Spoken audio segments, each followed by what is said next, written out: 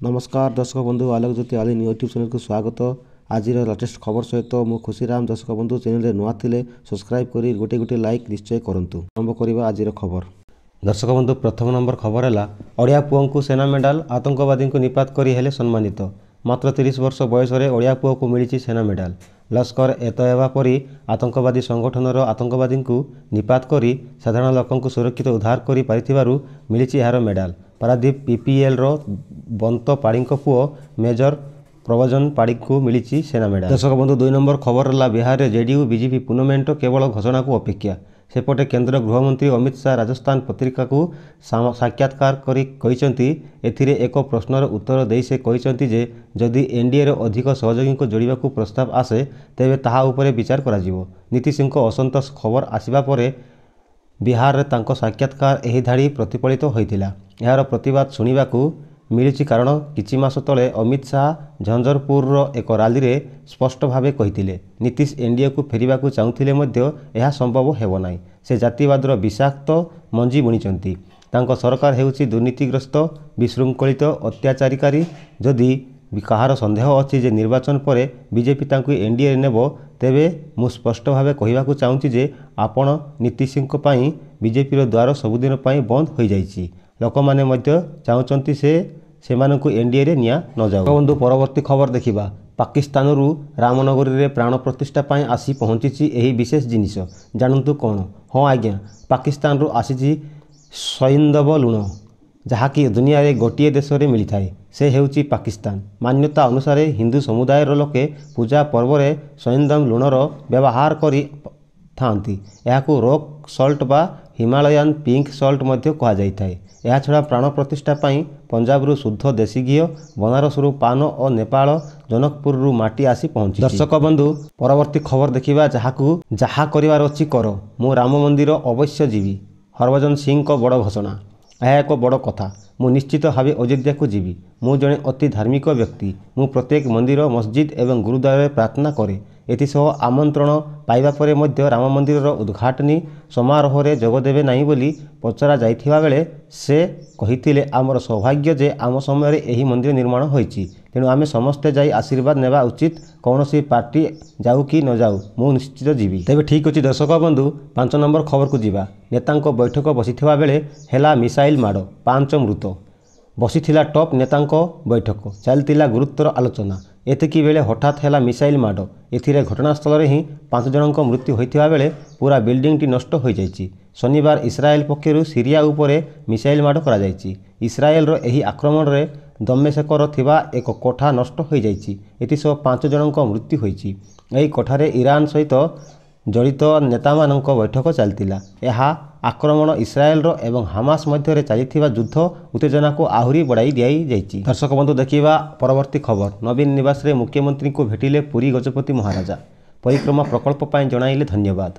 नवीन निवास रे मुख्यमंत्री को सौजन्यमूलक साक्षात करिसंती गजपति महाराजा दिव्य सिंह देव। परिक्रमा प्रकल्प लोकार्पित हेबा परे मुख्यमंत्री को भेटी धन्यवाद देइचंती गजपति महाराजा। सेही भली मुख्यमंत्री मध्य परिक्रमा प्रकल्प पाई गजपति महाराजा समस्त सहयोग जगाई देइथिबारु धन्यवाद देइचंती। दर्शक बंधु देखिबा परवर्ती खबर। बिना प्रेस्क्रिप्शन रे बिक्री होई पारिबनी एंटीबायोटिक। धरा पड़िले हेबो कार्यानुष्ठान। ड्रग्स कंट्रोलर अशोक कुमार पात्रं कड़ा चेतावनी। बिना प्रेस्क्रिप्शन रे बिक्री होई पारिबनी एंटीबायोटिक। जदि बिकुथिबा बेले धरा पड़ती कारण दर्शाओ नोटिस पठाजिवो। ड्रग्स और कॉस्मेटिक्स आईन अनुसार कार्यानुष्ठान नियाजिवो। एपरिकी दरकार पड़िले लाइसेंस सस्पेंड और रद्द भी कराजिवो। किछि औषध बिना प्रेस्क्रिप्शन देई भी हबो। ड्रग्स इंस्पेक्टर एसबू तदारक करुचंती। एंटीबायोटिक रो प्रतिकूल प्रभाव भी रही। दर्शक बंधु परवर्ती खबर। पाकिस्तान सेना को केते मिली थाए दरमा जानंतु।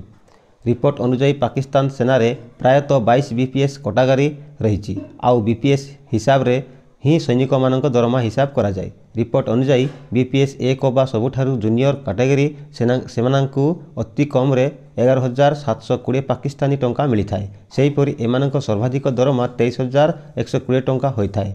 यह व्यतीत सबुठारु अधिक दरमा बीपीएस 22 को मिली थाए।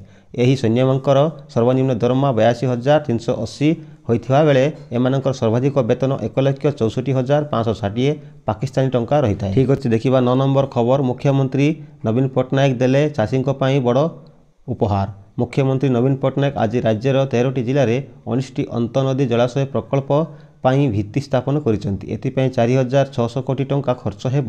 ରାଜ୍ୟରେ ଚାଷୀମାନଙ୍କର କଲ୍ୟାଣାର୍ଥେ ନିଆଯାଇଥିବା ବିଭିନ୍ନ ପଦକ୍ଷେପ ଉପରେ ଆଲୋକପାତ କରି ମୁଖ୍ୟମନ୍ତ୍ରୀ କହିଥିଲେ ଯେ ଏହି ପ୍ରକଳ୍ପ ଚାଷୀର ବିକାଶ ଓ ପରିବେଶର ସୁରକ୍ଷା ପାଇଁ ଉଦ୍ଦିଷ୍ଟ।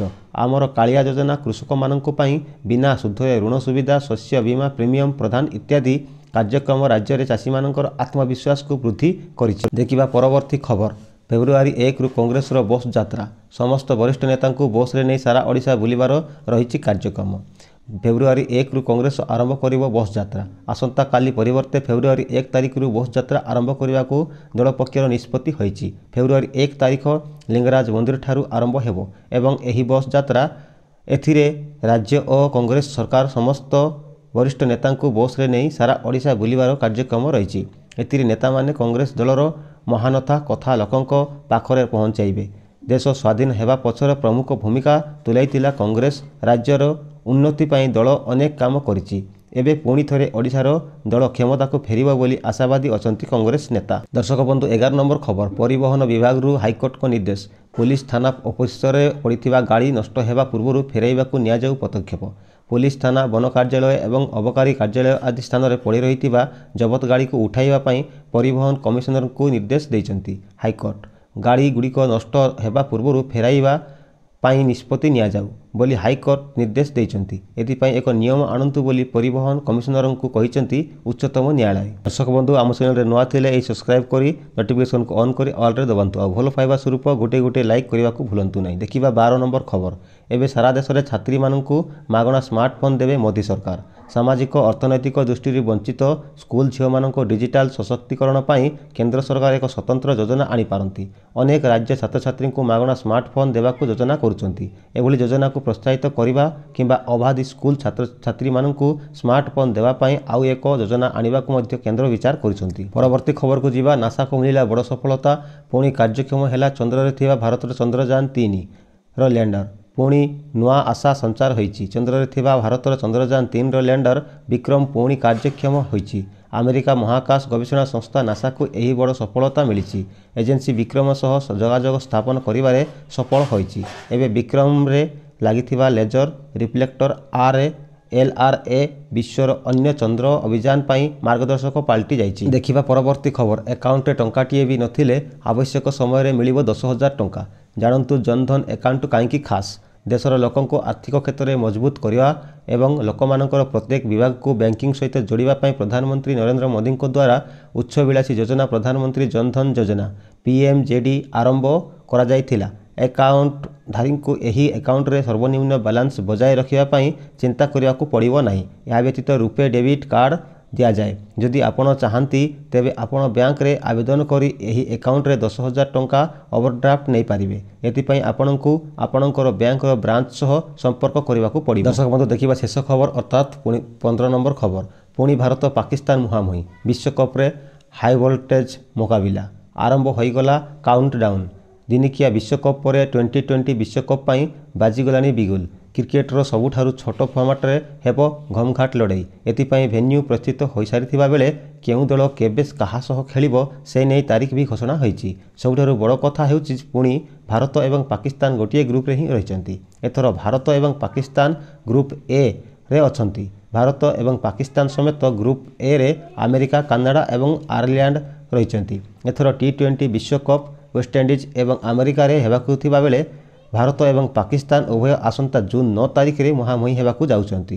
ଦର୍ଶକ ବନ୍ଧୁ ଆଜି ପାଇଁ ଏତିକି। ପୁଣି ଦେଖା ହେବ ଲାଟେଷ୍ଟ ଖବର ସହିତ ଆଗାମୀ ଦିନରେ। ସେତେବେଳେ ପର୍ଯ୍ୟନ୍ତ ବିଦାୟ ଦିଅନ୍ତୁ। ଚ୍ୟାନେଲରେ ନୂଆ ଥିଲେ ସବସ୍କ୍ରାଇବ୍ କରି ଗୋଟିଏ ଲାଇକ୍ କରିବାକୁ ଭୁଲନ୍ତୁ ନାହିଁ। ନମସ୍କାର, ଜୟ ହିନ୍ଦ।